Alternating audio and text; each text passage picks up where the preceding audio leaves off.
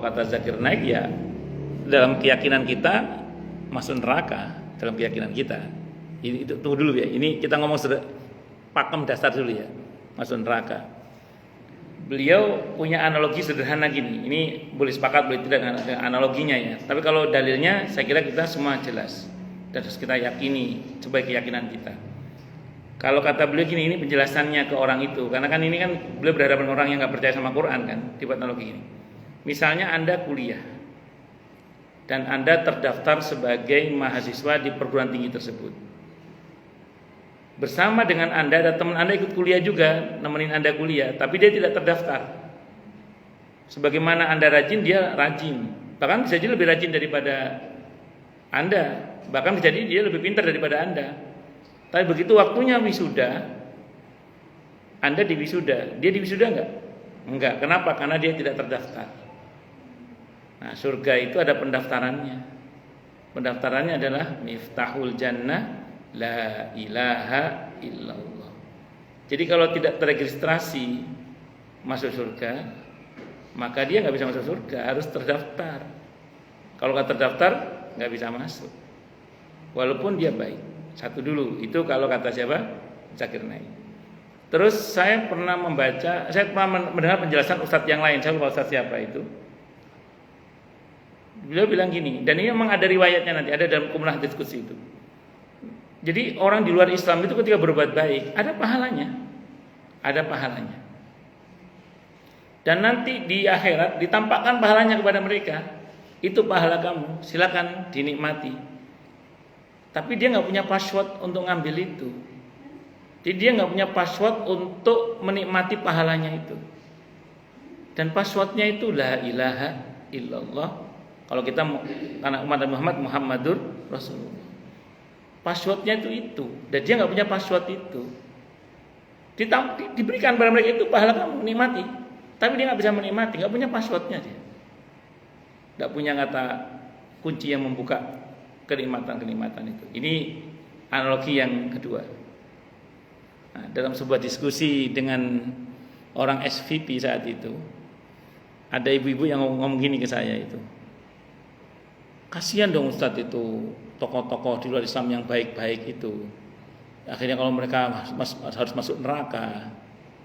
Nah, terus saya nanya balik ke beliau itu. Menurut mereka di luar Islam, tokoh-tokoh muslim yang baik itu masuk neraka apa tidak? Ya wes, ya wes, saya bilang gitu. Ini kan soal keyakinan toh, soal keyakinan ya dengan segala konsekuensinya. Iya, jelas ya. Makanya di pada hal ini sudahlah kita lakum dinukum waliyatin.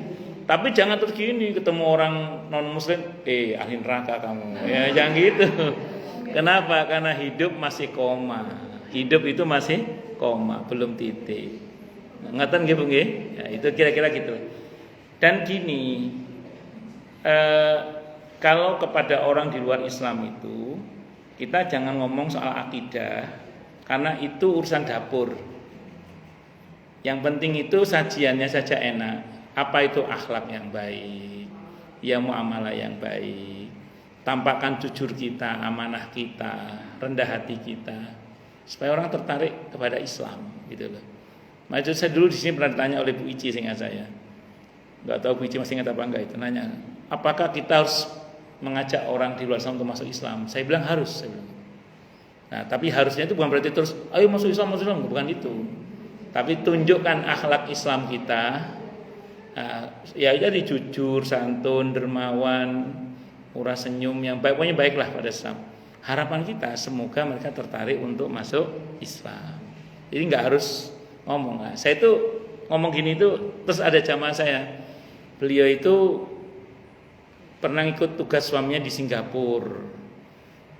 Suaminya orang TI, kerja di ikut suaminya di Singapura, otomatis kan bergaul banyak dengan orang-orang di luar Islam di sana itu. Karena beliau ini muslimah yang masya Allah baik orangnya masya Allah. Itu temennya yang di luar Islam itu ngomong sama dia. Ternyata orang Islam yang baik seperti kamu itu ada ya, coba bayangkan. Orang Singapura itu ngomong gitu. Berarti selama ini anggapan mereka apa? Iya, karena mereka udah diracuni oleh informasi yang nggak benar itu. Oh ternyata orang Islam yang baik seperti kamu itu ada ya. Itu tadi. Bisa dimengerti ya? Ya saya kira. Wallahu a'lam bishawab. Oh cukup ya? Kita tutup dengan hamdalah. Alhamdulillahirabbil alamin. Semoga kajian kita bisa bermanfaat, mubarakah fid dini wad dunya wal akhirah untuk kita, keluarga kita dan seluruh umat Islam semuanya, dan mudah-mudahan kita semua dijadikan oleh Allah sebagai orang-orang yang sukses dunia akhirat, selamat dunia akhirat, bahagia dunia akhirat, dan dipermudah setiap urusan kita oleh Allah fid dini wad dunya wal akhirah. Semoga Allah limpahkan hidayah selalu untuk kita, semoga Allah tingkatkan selalu hidayah untuk kita, dan semoga Allah berikan hidayah untuk siapapun yang melihat kita. Subhanakallahumma bihamdika asyhadu an la ilaha illa anta astaghfiruka wa atubu ilaik. Sallallahu alaihi Muhammad wa ala alihi wasallam. Saya mohon maaf. Wassalamualaikum warahmatullahi wabarakatuh.